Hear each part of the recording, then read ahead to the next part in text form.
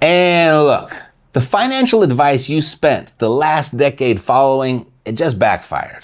But before someone else says that in a way that makes you feel stupid, I need you to hear this.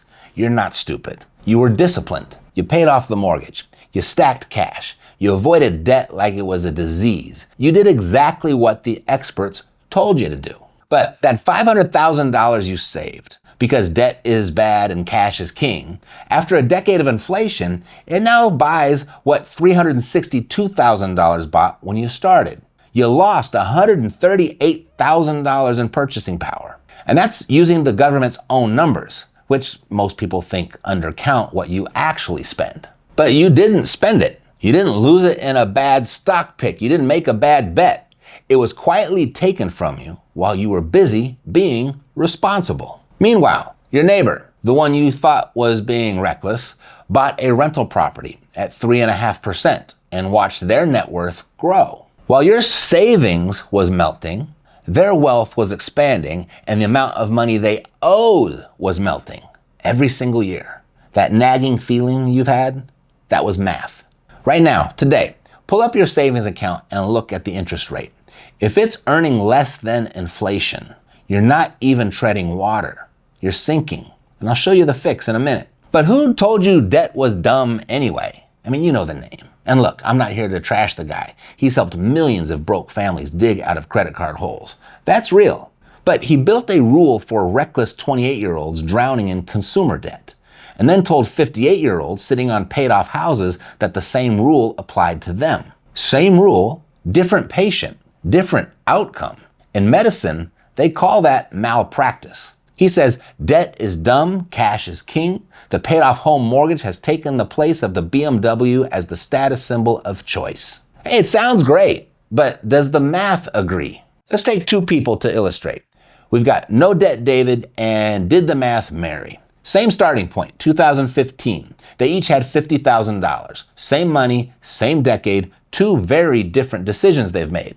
No Debt David listens to the debt is dumb advice, avoids debt entirely, takes the $50,000 and puts it into a typical S&P 500 index fund. Set it and forget it.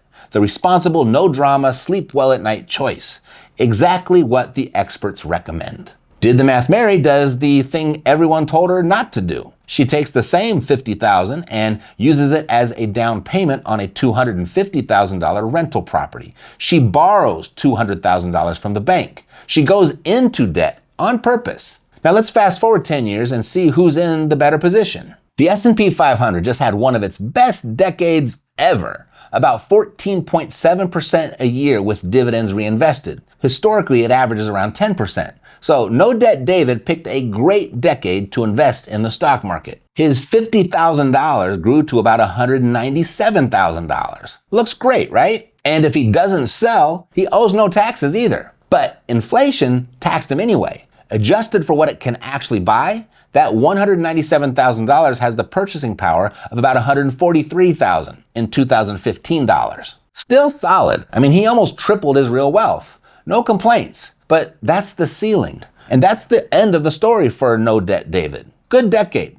A success by most people's standards. Now let's look at Did the Math Mary? Same $50,000.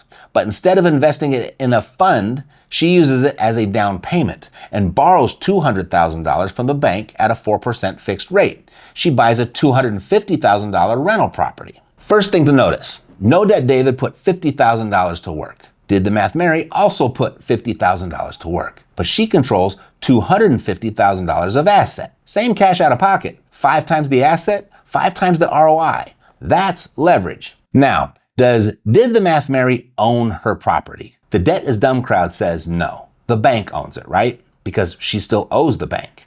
But when the property went up in value, and nationally home prices rose about 95% over this decade, who got the appreciation? Not the bank, Mary did. When the rent check came in every month, did the bank take a cut of her cash flow? No, she got it. When she filed her taxes and wrote off depreciation, the home office, the mileage, the insurance, did the bank get those deductions? No, Mary did.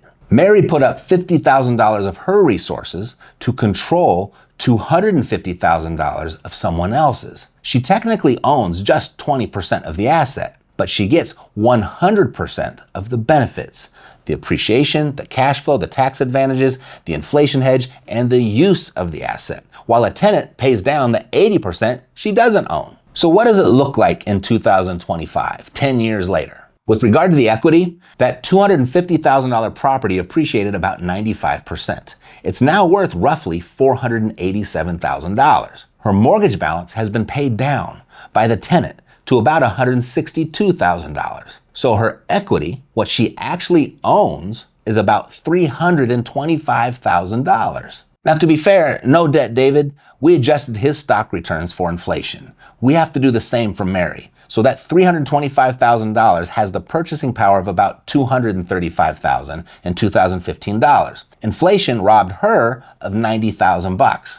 So just on equity, before anything else, Mary has $235,000 in real purchasing power versus David's $143,000.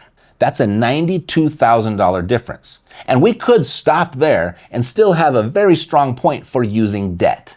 But there's more. There's a lot more. Mary also collected rent every single month for 10 years. After mortgage, taxes, insurance, maintenance, yes, including the water heater that breaks at the worst possible time, she was net positive. Now, it wasn't a fortune, but steady money hitting the bank each month. And that rent went up over the decade because inflation raised rents. This time inflation worked for her. And we'll add this all up in a minute. But no debt David's stock portfolio, it generated no monthly income. Dividends were reinvested, and that's great for compounding, but it doesn't pay the electrical bill. Then there's the money most people really never consider because it doesn't show up as a deposit. It shows up as money you don't have to pay anybody. You see, when you own a rental property, the IRS treats you like a business owner, and business owners get different tax treatment than employees. See, Mary gets to depreciate the building, writing off a portion of its value every year as a paper loss, even while it's going up in value. She can deduct part of her home office, phone, internet, travel to the property, insurance, repairs, and management fees. Over 10 years, that's tens of thousands of dollars in tax savings that no debt Dave never had access to. That's a real return for Mary, a return that David didn't get. Now, here's where it gets really interesting. We already adjusted the stock returns for inflation. We already adjusted the real estate equity for inflation. That's apples to apples. But there's a third adjustment almost no one talks about, and it's what makes the rich get richer. Inflation doesn't just destroy the money you make, it also destroys the money you owe. Inflation is an equal opportunity money destroyer. Here, watch this. In 2015, Mary's mortgage payment was about $955 a month. Her rent coming in was about $1,200. That $955, it felt like a big payment because it was around 80% of the rent that she was collecting. Fast forward to 2025. Rents usually grow about 3% a year, but this decade they averaged closer to 5%. So Mary isn't collecting $1,200 anymore. No, she's closer to $1,955. Her mortgage payment didn't change. It's still $955 a month. Now it's only 49% of the rent. Because of inflation, the mortgage got easier to handle. In 2015, $955, it felt heavy. In 2025, it feels light. That's the inflation-induced debt destruction. The same force that makes groceries more expensive makes fixed-rate payments easier to pay. And you don't need an economics degree to see it. Just compare how that payment felt in 2015 versus how it feels today. So the debt math. Mary borrowed $200,000 in 2015. Today she still owes about $162,000 because the tenant paid $38,000 of that down via the rent check. And Mary, she didn't write that check, the tenant did. Now take the $162,000 that's still owed. In 2015 dollars, that has the value of about $117,000. Inflation quietly erased another $45,000 of that debt without a single extra payment. Inflation paid off more than the tenant did. When you add those together, that's $83,000 of debt that disappeared, and not $1 came from Mary's pocket. So that's two forces working for the borrower that never worked for the debt is dumb follower. Now let's look at the 10-year result side by side. No debt David, puts $50,000 into the S&P 500. Did the math Mary puts $50,000 into a rental property and borrows $200,000 from the bank. Same cash out of pocket, but David controls $50,000 of asset, Mary controls $250,000. 5 times the firepower. Now after 10 years, David's portfolio is worth about $197,000. Adjusted for inflation, it buys what $143,000 bought when he started. One source of return, no cash flow, no tax breaks. Inflation only worked against him. Now Mary, $325,000 in equity, adjusted for inflation, $235,000 in real purchasing power, plus 10 years of rental income, plus tax deductions, plus $38,000 in debt paid by the tenant, plus $45,000 in debt erased by inflation. 5 sources of return. None of them required a second job. One path gave you one way to win. The other path gave you 5. Mary did the math. Now, I can hear it already, but Matt, what about the tenant who calls at 2 a.m. because the toilet is overflowing? What about the month it sits vacant, maybe 2 months? What about the water heater that wipes out a year of cash flow? Those are fair questions, and they're real concerns. But let me reframe them. You see, you can work 40 hours a week for someone else as a pawn in the system, or you can put in a few extra hours a month for yourself and benefit from the system. You've got a choice. I mean, if you're happy doing what you're doing, keep doing it. But if that nagging feeling is back, stay with me, because this gets even better. Let's talk about risk. The debt is dumb crowd loves to say real estate and leverage are risky. And they're not wrong. But your S&P 500 index fund, where does it live? I mean, it's numbers on a screen in a digital account out there in hyperspace somewhere. Those numbers, they go up and down based on what exactly? They go up and down based on feelings, headlines, and public sentiment. Somebody on the other side of the planet wakes up in a bad mood and your portfolio drops 3% before lunch. Here, I'll give you a real example. In November of 2011, Greek Prime Minister George Papandreou floated a public vote on whether Greece would accept an EU bailout. He just kind of put it out there. And because he did, the Dow dropped nearly 600 points in 2 days. He walked it back a day later, and the markets bounced right back. Your stock portfolio swung by thousands in a couple days because of one politician's feelings in a country most Americans can't find on a map. And companies, they go to zero. It happens, sometimes overnight. I mean, you got Enron, you got Lehman Brothers, you got WorldCom. They're all gone. Your rental property, it's a building on dirt with a roof. People need shelter. That need doesn't go away because a politician had a bad day. Real estate is a utility. It has intrinsic use value, whether the market is up, down, or sideways. It has risks, but zero isn't one of them. Now, I know what you may be thinking. Matt, you're a real estate guy. Of course you'd say this. Fair. But I'm not a real estate guy because I love real estate. I'm a real estate guy because of how the system treats real estate. The point here is simple. If you spent the last decade avoiding debt, you picked the wrong decade to do it. Now, we can't change the last decade. We can't go back in time and make a different decision, but we can make a decision about the next decade. Because last week, this is really important, Elon Musk went on a podcast and said something that stopped me cold. One side recommendation I have is don't worry about squirreling money away for retirement in 10 or 20 years. It won't matter. Now, I don't know exactly what's playing out in his head. I don't have his data. I don't know what he knows.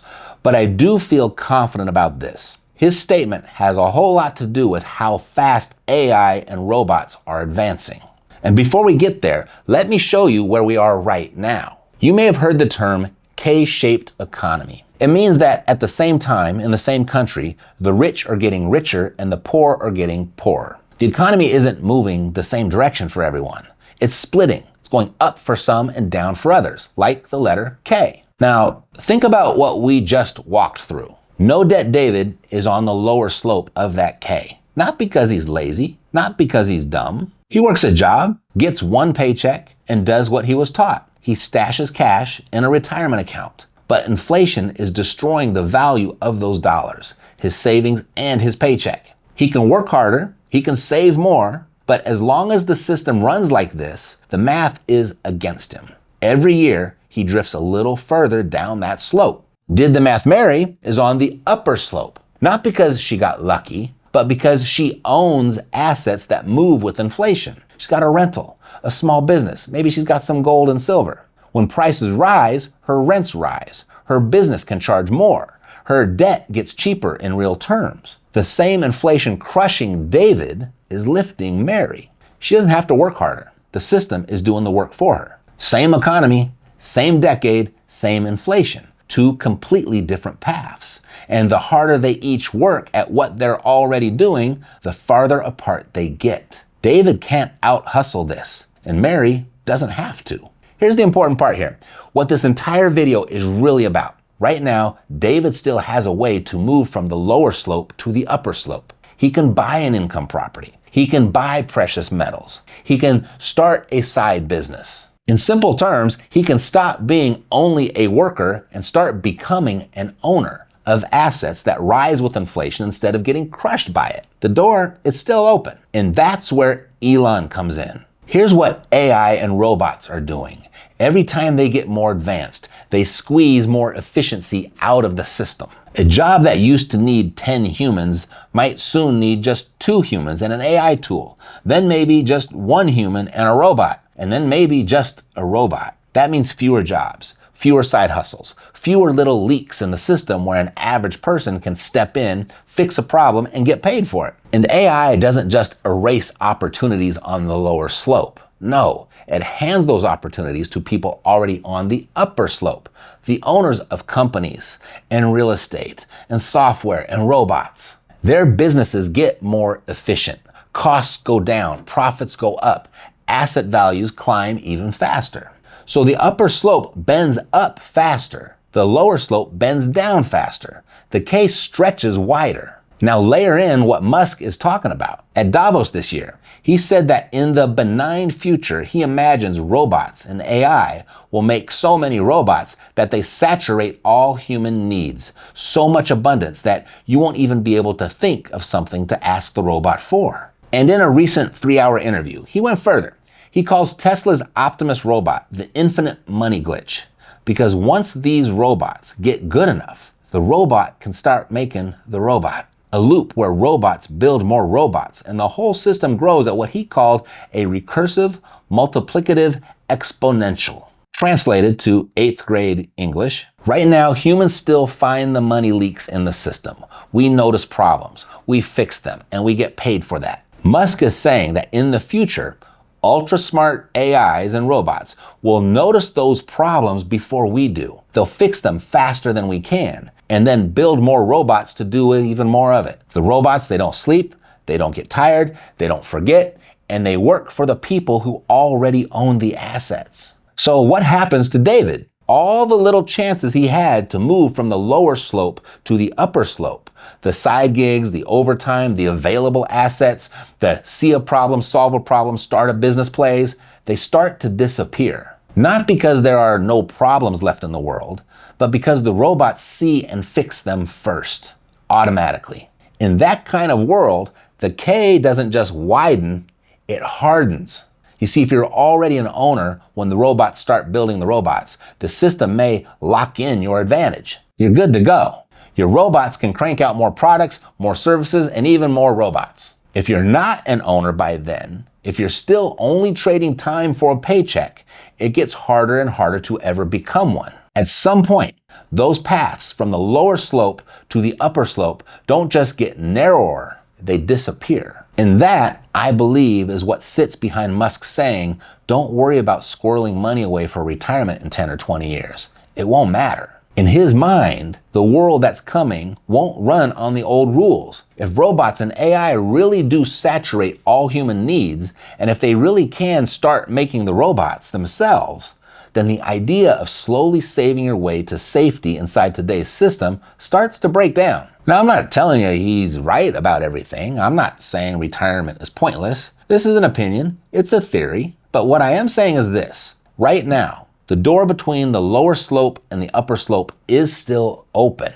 You can still move from only earning a paycheck to owning assets. You can still get on the side of the K that inflation and technology are helping instead of hurting. But that door is getting narrower every year. And if Musk is even halfway right about where AI and robots are headed, there may come a time when that door doesn't just shrink, it shuts.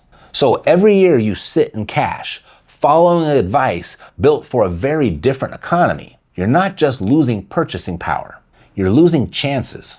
And that might be the one thing you can't get back. So here's where we are. You've seen the math. You've seen what the last decade did to savers versus borrowers. It wasn't kind to the debt is bad crowd. And you've seen how the K works and which slope you're on if all you own is a paycheck and a savings account. And now you know the door between those two slopes is still open, but it won't be open forever. So you really only have two choices.